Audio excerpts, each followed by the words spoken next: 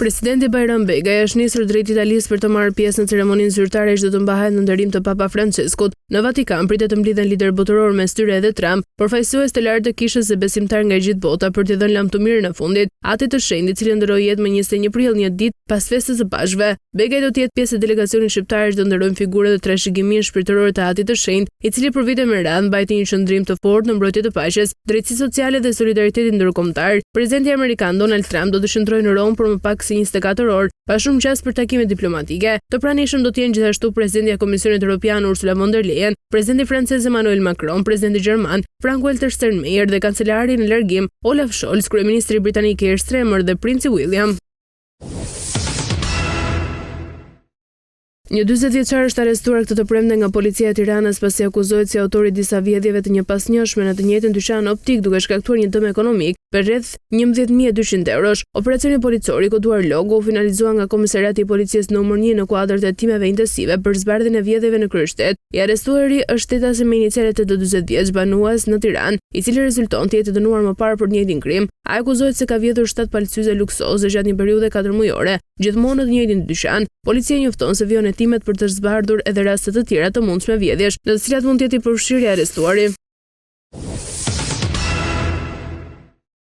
Një ngjarje e rëndë është parandaluar nga policia në Kamës, ku një 40 vjeçar është arrestuar në flagrancë pasi akuzohet se ka dhunuar dhe kërcënuar për të vrarë me armë zjarri bashkëshortën e tij. Ngjarja u bë publike pas një njoftimi emergjent ku forcat e sektorit për krimet e rënda, në bashkëpunim me Komisariatin numër 5 dhe forcën e posaçme Shqiponja, ndërhyn menjëherë për të parandaluar një tragjedi familjare.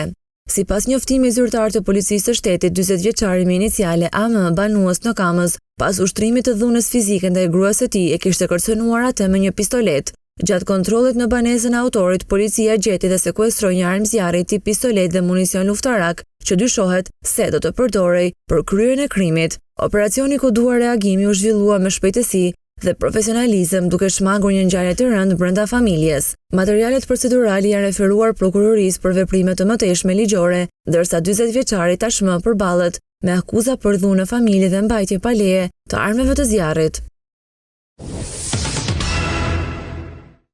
Në vijim të luftës kundër korrupsionit dhe krimit të organizuar, prokuroria e posaçme ka arritur të sekuestrojë dhe të konfiskojë gjatë vitit 2024 një portofol të diversifikuar asetesh, ku përfshihen pasuri të paluajtshme, vlera monetare, kuota tregtare dhe portofole kriptovalutash në një vlerë totale për rreth 65.5 milion euro. Sipas të dhënave zyrtare krahasuar me vitin 2023, ku vlera totale e pasurive të sekuestruara të konfiskuara ishte rreth 41 milion euro, këtë vit rezulton me një rritje në masë rreth 59.7%, nga të cilat vlera e pasurive të sekuestruara është në shumën rreth 28.7 milion euro, ose rreth 43.8% të vlerës totale, ndërsa për pasuritë e konfiskuara kjo vlerë arrin në më shumën 36.8 milion euro, ose rreth 56.2% të vlerës totale. Po kështu krahasuar me vitin 2023, vrihet të re një rritje në masë me rreth 34% të numrit të procedimeve të regjistruar në kuadër të veprës penale, pastrimi i produkteve të veprës penale.